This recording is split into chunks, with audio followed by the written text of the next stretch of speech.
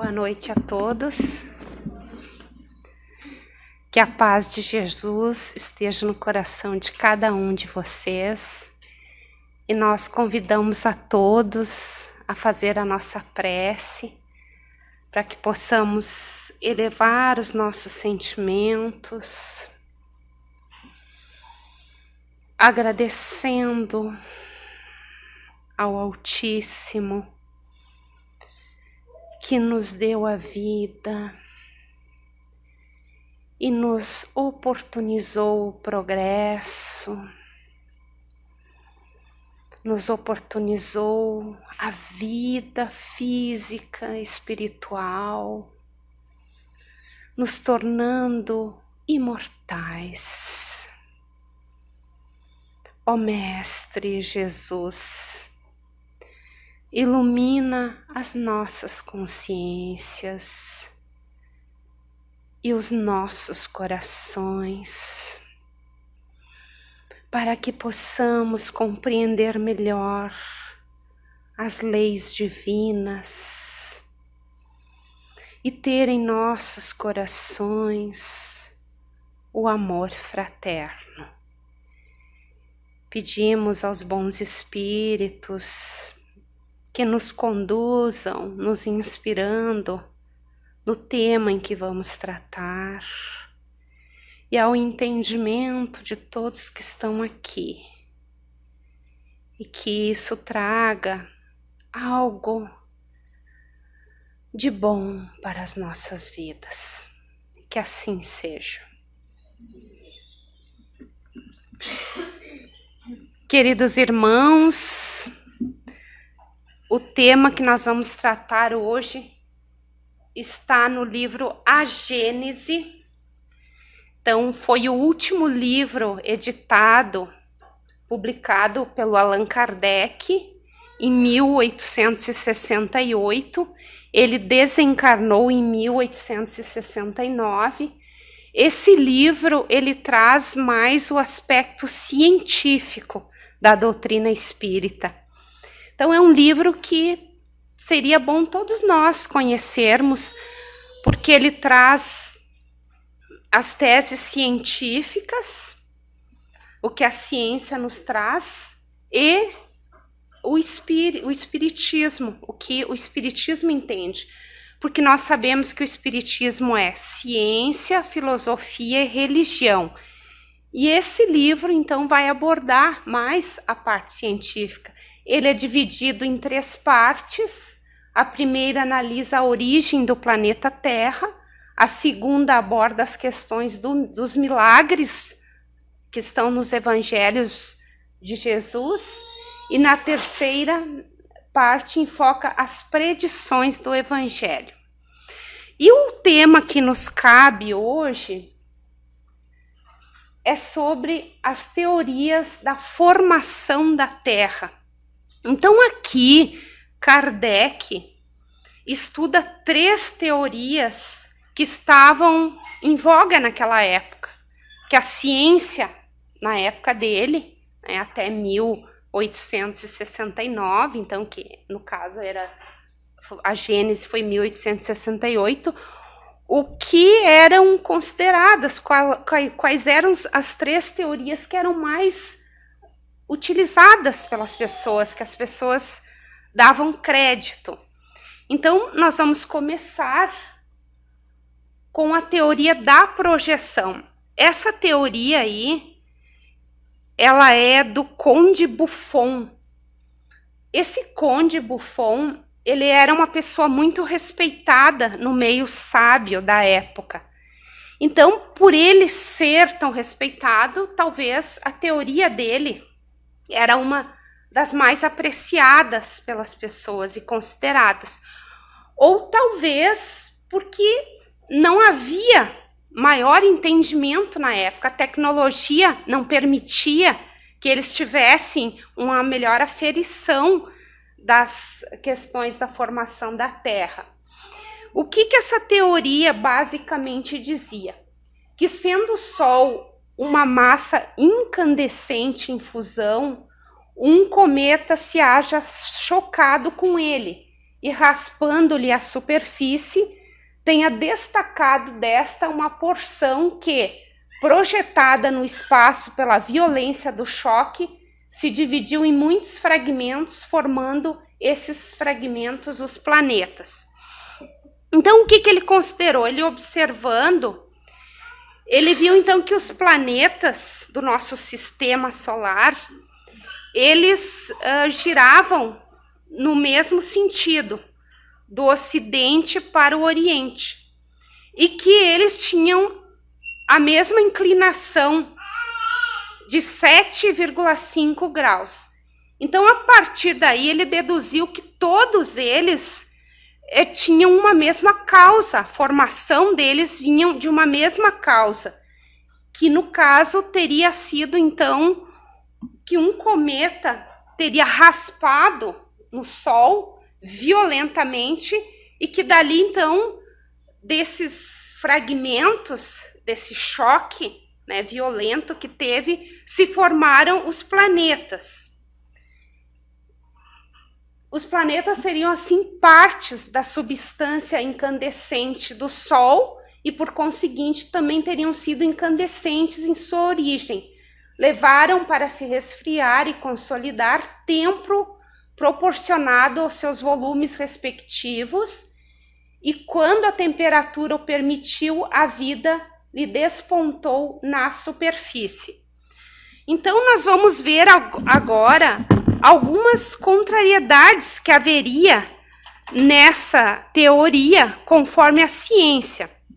Porque então, em primeiro lugar, como naquela época eles só conheciam 6 planetas, não conheciam os outros que hoje, né, nós já conhecemos, e hoje então alguns planetas aparecem com inclinações de 13 graus, de 16 graus, então já não seria uma tese correta. E outro fato também que deixa a desejar é que os planetas teriam tido esse resfriamento, e no momento que houve esse resfriamento da sua crosta, né, falando também aqui mais especificamente da Terra, surgiu a vida.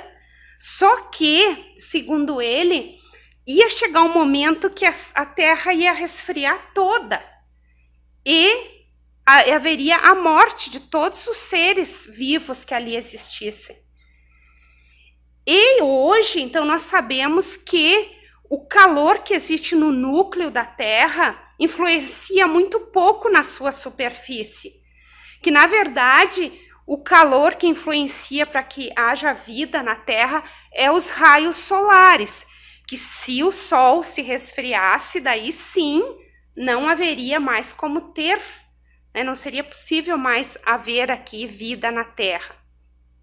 Então, a partir disso, e que também ele considerava que a Lua era um planeta já morto, né? Quando na verdade a Lua é um satélite da Terra.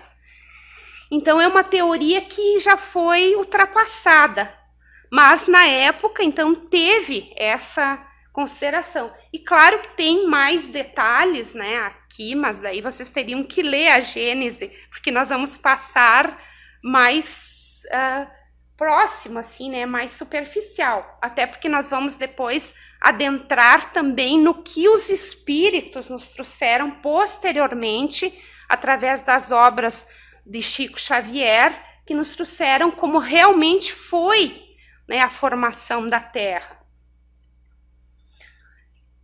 Uma outra teoria, que então é a teoria que é adequada com a atual, que é a teoria da condensação, que o que seria então essa teoria da condensação, que o Kardec estudou na Gênese? Que a teoria da formação da Terra pela condensação da matéria cósmica é a que hoje prevalece na ciência, como a que a observação melhor justifica, a que resolve maior número de dificuldades e que se apoia mais do que todas as outras no grande princípio da unidade universal. Então, essa teoria hoje é considerada a teoria da nebulosa de Kant e de Laplace. ela se originou a partir de uma nuvem de gás e poeira que entrou em colapso. O Kardec aqui, então, coloca que toda a explicação dessa teoria da condensação está no capítulo 5, aliás, no capítulo 6 da Gênese, que é a uranografia geral. Então, aqui ele vai comentar detalhadamente sobre o espaço e o tempo, a matéria, as leis e a força, a criação primária, a criação universal, os sóis, os planetas, os satélites, os cometas, a Via Láctea, as estrelas fixas, os desertos do espaço. Então, aqui ele estaria somente colocando no geral, mas lá nesse capítulo 6 da Gênesis ele vai explicar detalhadamente. Então, quem quiser um entendimento mais completo, por favor, estude esse outro capítulo. Então, essa teoria, ela é válida até os dias atuais, e o Kardec também estudou uma outra, terceira teoria, que é a teoria da incrustação.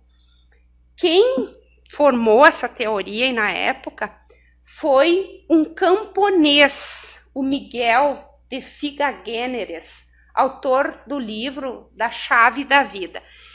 Então, essa teoria aí, ela é muito fantástica, assim, né? Quimérica, mas ele quis trazer porque muitas pessoas admitiam ela, e ele achou importante relatar ali na Gênese.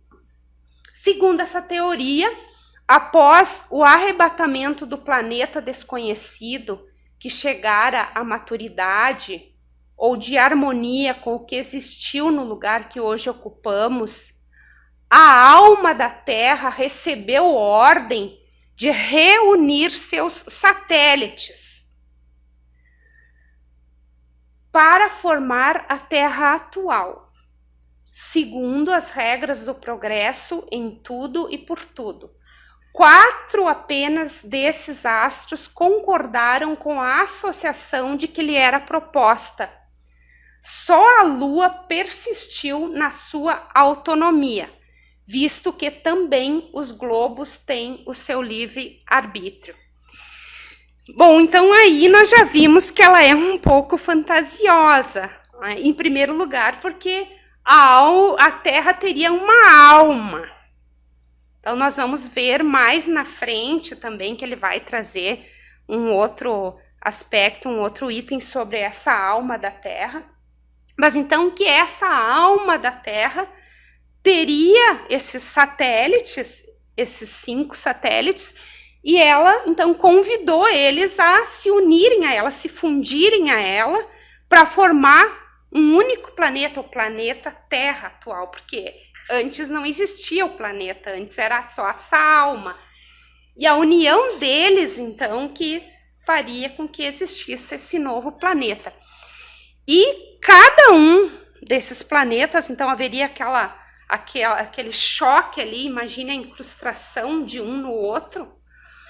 Ali, cada um deles, que tinha formação diferentes, genes de seres diferentes, esses genes tanto da parte dos animais, quanto dos vegetais, quanto dos seres humanos, ficariam adormecidos, como que em catalepsia.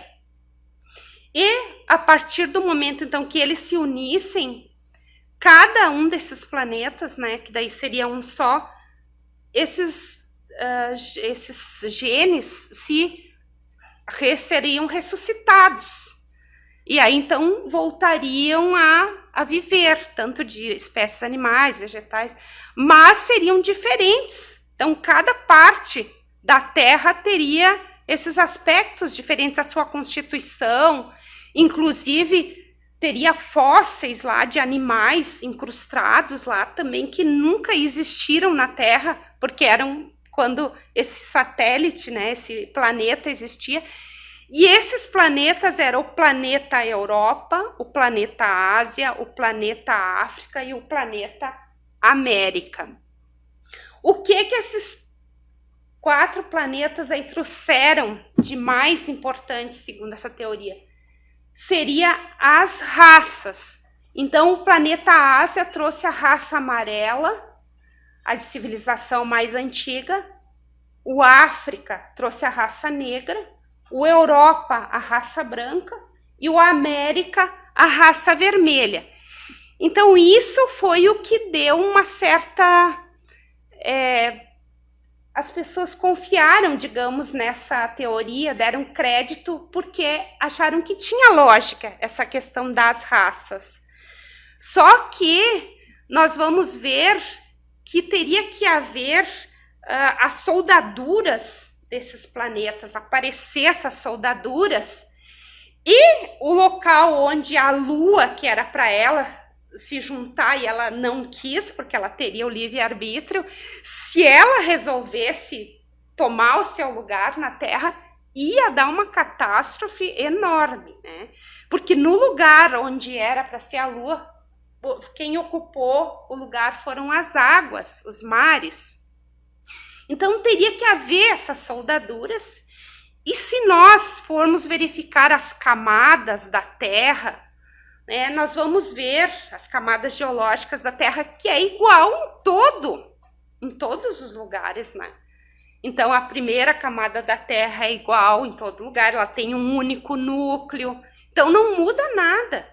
E os animais, os seres humanos, o momento que apareceram num local, apareceram em toda a Terra.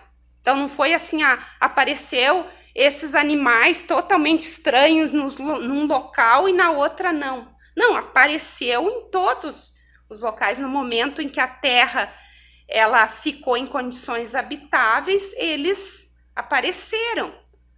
Então, não haveria lógica, né, nessa teoria. E principalmente por causa dessa questão da alma da Terra. Então, segundo eles, a alma da Terra desempenhou o papel principal nessa teoria, pelo papel que lhe atribuíram à alma, fizeram dela um ser dotado de razão e do mais completo livre-arbítrio. Em resumo, como espírito superior, o que não é racional, porquanto nunca nenhum espírito se achou menos bem aquinhoado nem mais aprisionado. Então, o que significaria? Então, cada um de nós tem um corpo. Então, eu, o espírito Simone, tenho esse corpo. A Nara tem o corpo dela. Nós já reencarnamos, desencarnamos, temos um corpo. Então, a Terra seria um corpo que teria uma alma ali encarnada nela. Então, não teria lógica, né? Porque ela seria um ser prisioneiro ali, que ela não tem nem a vitalidade de um vegetal, ela por si só, né? Então não teria como ter lógica nessa alma da Terra. Nós vamos ver, agora entrando na doutrina espírita, para nós entender melhor como é que foi essa formação da Terra, né? Porque até então o Kardec estava usando o que a ciência trouxe, né? Nós vamos nos reportar ao Livro dos Espíritos, na questão 27, onde lá os Espíritos nos explicam que Deus criou 2 elementos gerais no universo: a matéria e o princípio inteligente. A matéria, ela tem uma matéria primeva, uma matéria mais específica, que é o fluido cósmico universal, o plasma divino. Então, ela é mais sutil, né? É a matéria primeira, esse fluido cósmico. E o princípio inteligente é o espírito. Começa com E minúsculo, porque ele vai, com o tempo, se desenvolvendo. Ele tem a sua evolução.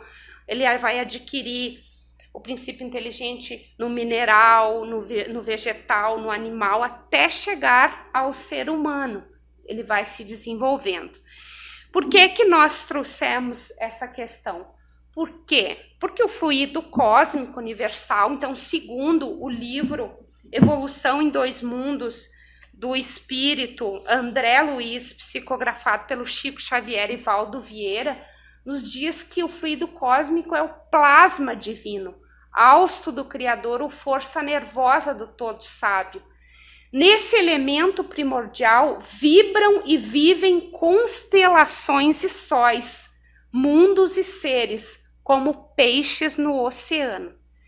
Então, esse fluido cósmico, esse fluido cósmico universal, todos nós agimos sobre eles. Só que nós criamos em plano menor. Quando nós pensamos alguma coisa, então, por exemplo, esse livro aqui não surgiu do nada. Primeira coisa, estava na ideia de alguém, do Allan Kardec. Então, esse microfone, qualquer coisa, esse copo, primeiramente surgiu na nossa ideia, na ideia de alguém. Então, aquela pessoa plasmou já no fluido cósmico universal e depois, se utilizando da matéria que é mais condensada, uma parte condensada do fluido cósmico universal, fabricou esse copo, foi publicado esse livro, cada coisa, mas primeiro começou na nossa mente, no nosso pensamento. E nós todos estamos, então, como que mergulhados nesse fluido cósmico universal. Por isso que nós estamos sempre presentes em Deus e Deus em nós, porque nós estamos mergulhados nele. E nós vamos ver, então, que a cocriação em plano maior, ele vai nos dizer nesse livro, André Luiz, que nessa substância original, ao influxo do próprio Senhor Supremo, que é Deus, operam as inteligências divinas a ele agregadas em processo de comunhão indescritível. Essas inteligências gloriosas tomam o plasma divino e convertem-no em habitações cósmicas de múltiplas expressões. Bom, meus amigos, se faz necessário que eu explique, antes de prosseguir, um detalhe sobre a escala espírita. A escala espírita, ela representa, então, o grau de evolução dos espíritos, tanto nas suas qualidades, como no seu desenvolvimento também intelectual, e também ela retrata as imperfeições que nós ainda temos que nos modificar. Essa escala espírita, ela está dividida em 3 ordens. A primeira ordem é dos espíritos imperfeitos, que somos nós, os espíritos bons e os espíritos puros e crísticos, que são esses espíritos puros e crísticos, que são essas inteligências gloriosas. Esses espíritos, eles recebem diretamente de Deus as ordens de Deus e as executam. Então, eles criam aí os planetas, as galáxias, os sistemas solares. E nesse livro, a Gênese, nesse livro, A Caminho da Luz, vai ter no capítulo 1 a Gênese planetária. Esse livro é psicografado pelo Chico Xavier, ditado pelo Espírito Emmanuel. Então, esse livro é imperdível, porque através desse livro nós vamos entender não só a formação da Terra, mas também das civilizações da Terra. Nós, às vezes, ouvimos falar que alguns espíritos vieram de Capela e a gente não sabe direito como é que foi, que civilizações que foram essas, como isso aconteceu, como houve o desenvolvimento aqui dos espíritos que iniciaram as suas encarnações aqui na Terra. Tudo isso está nesse livro aí. Então, esse livro começa do início da Terra, Gênese planetária, até o final do Evangelho, lá quando Jesus vem à Terra.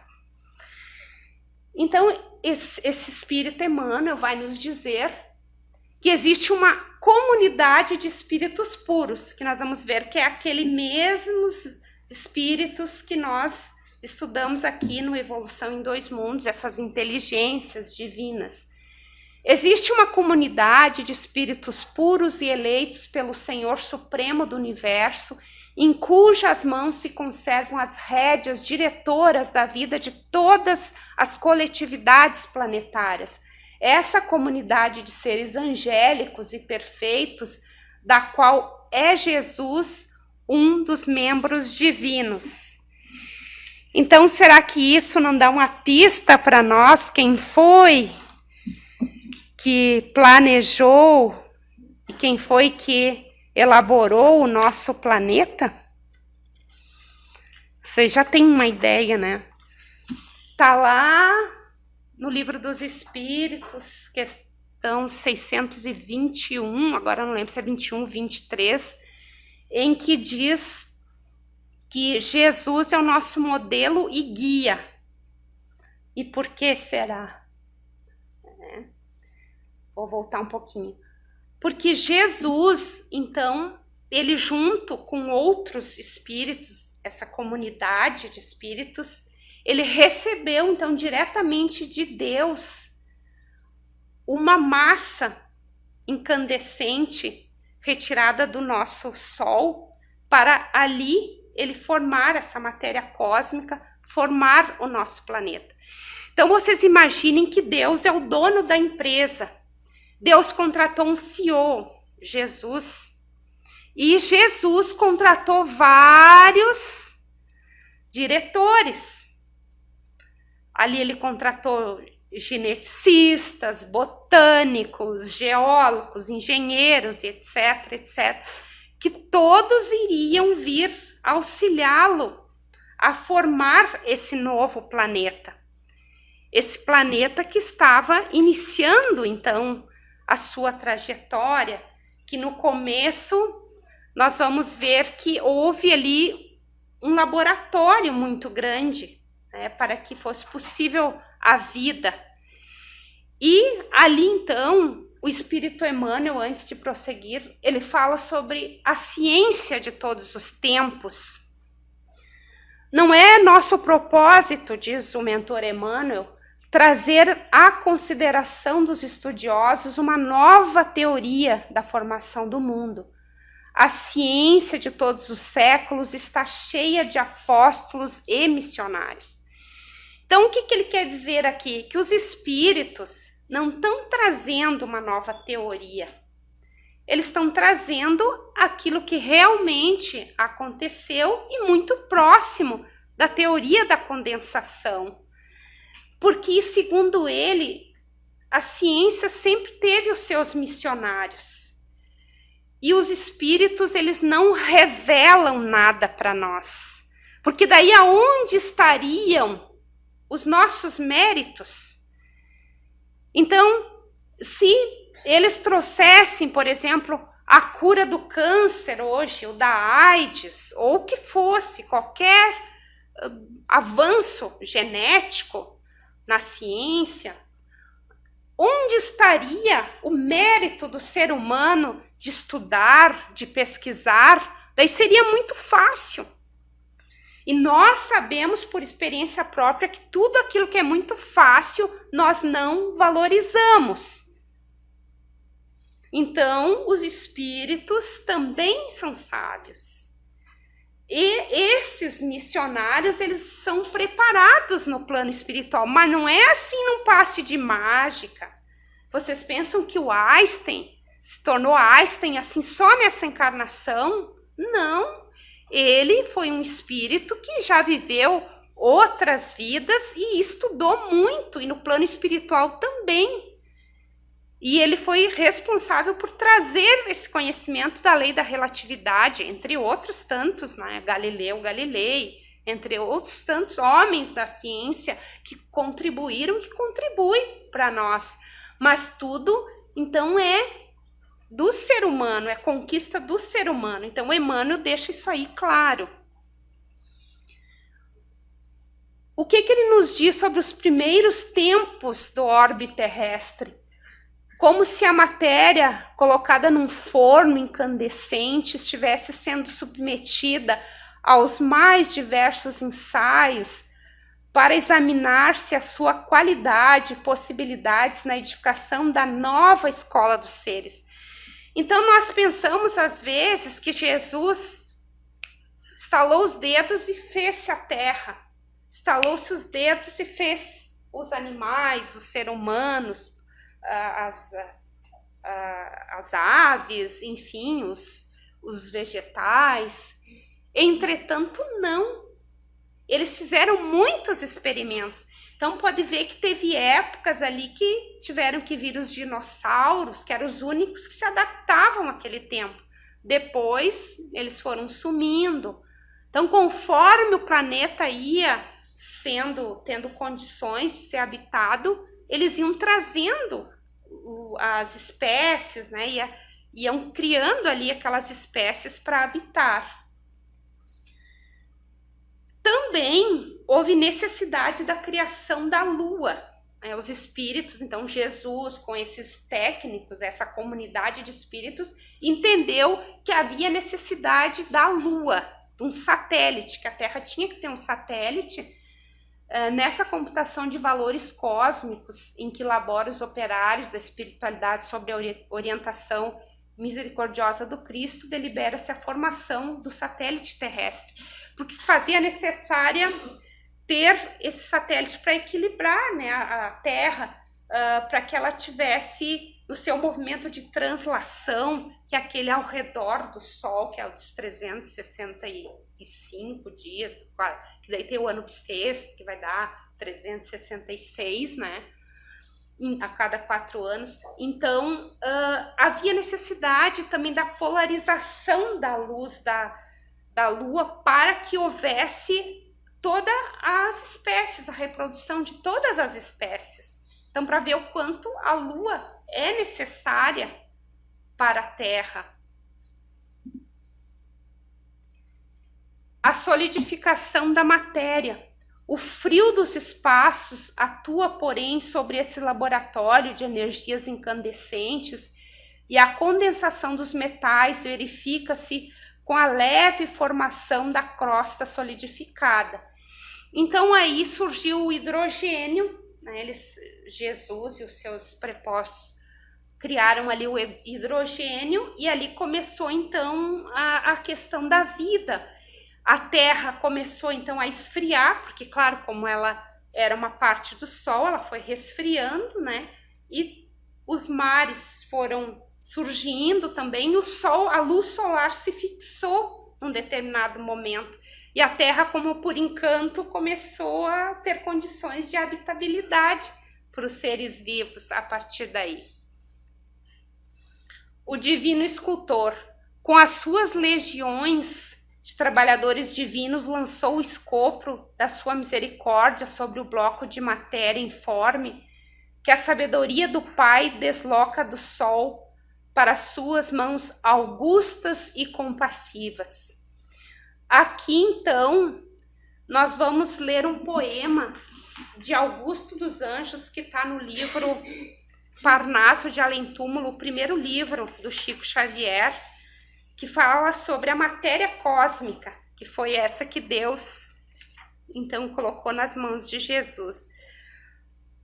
Glória à matéria cósmica, à energia potencial que dá vida aos elementos, base de portentosos movimentos, onde a forma se acaba e principia. Sistematização dos argumentos que elucidam a teleologia, dentro da força cósmica se cria a fonte máter dos conhecimentos. E do mundo ou do ignoto, o éter divino, onde Deus grava a história do destino dos seus feitos de amor no amor dos imersos. Livro onde o Criador inimitável grava com o pensamento almo e insondável seus poemas de seres e universos. E o nosso divino escultor é Jesus. Então, além dele vir aqui nos ensinar o amor e tantas virtudes, tantos sentimentos bons, ele foi o divino escultor do nosso planeta. Jesus se reuniu, segundo o livro aqui, 2 vezes próximo da esfera terrestre. Uma na criação, então na formação da Terra, e a outra quando ele iria vir encarnar aqui na Terra. O verbo na criação terrestre.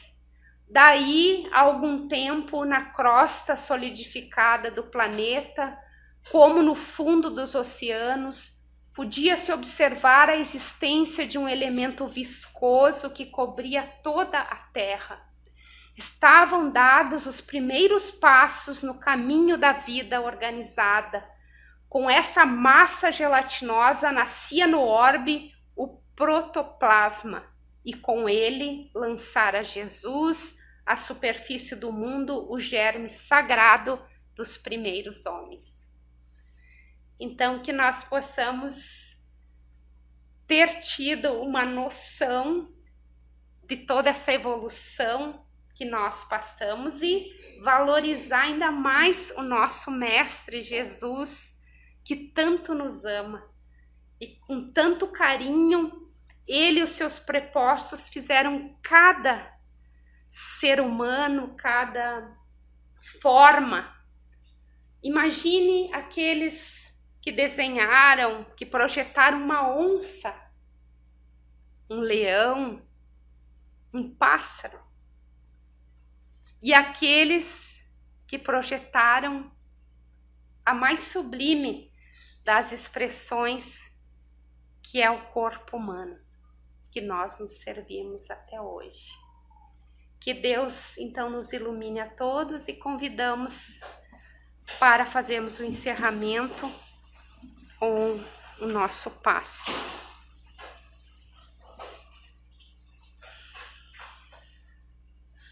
Senhor, Mestre querido,